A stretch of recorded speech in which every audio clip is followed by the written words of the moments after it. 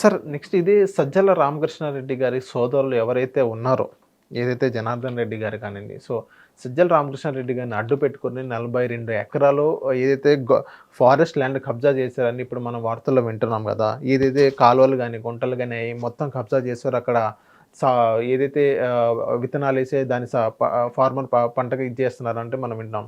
42 forest 22 ఎకరాలంటే అది it's not a joke కదా sir. Sajjala Ramakrishna Reddy గారి సోదరులు కబ్జా చేశారు కాబట్టి, సో వీళ్ళే బినామీగా ఉన్నారు సజ్జల రామకృష్ణారెడ్డి గారి కన్నా వింటున్నాం కదా, దానికి మీరేమంటారు సార్? ఫారెస్ట్ ల్యాండ్ నాకు తెలిసినంత వరకు కూడా అతి తక్కువ నాలెడ్జ్తోనే చెప్తున్నా.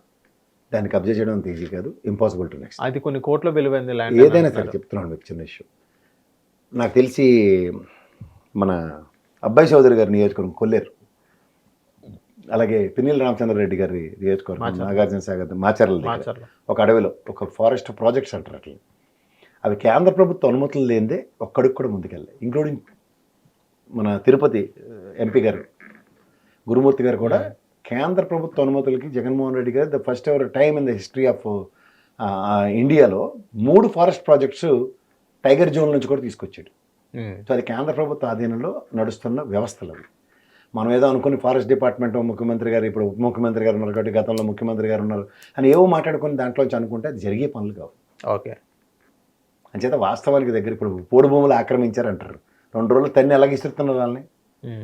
వాళ్ళకే దిక్కు లేదు. ఎవరికి? గిరిజనులకి, అటవీ ప్రాంతంలో నివసించే వాళ్ళే పోడు భూములు ఆక్రమించుకుంటున్నారని ప్రభుత్వం అంతా ఫుడ్ డౌన్ చేస్తుంటే వెసులుబాట్లు అన్న దగ్గర ఇవాళ మీకు ఫారెస్ట్ చట్టాలు ఎంత కఠినంగా ఉన్నాయి. ఈ ప్రభుత్వం వచ్చిన తర్వాత it's matter of fact. Survey పెట్టారు అనుకోండి, అది 2 నిమిషాలు ఇస్తావలు ఇసేస్తారు. అదే సర్వే పెట్టా 42 ఎకరాలు దొరికినాయి అనుకోవచ్చు కదా.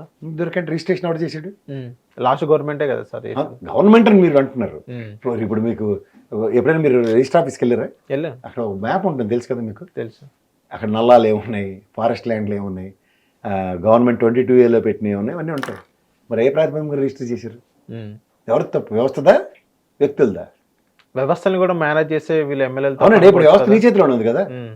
అదే బయట తీసారన్న తీసి చెప్పాలండి. మీరు ఏదో టాగొనితాలు ఎందుకు?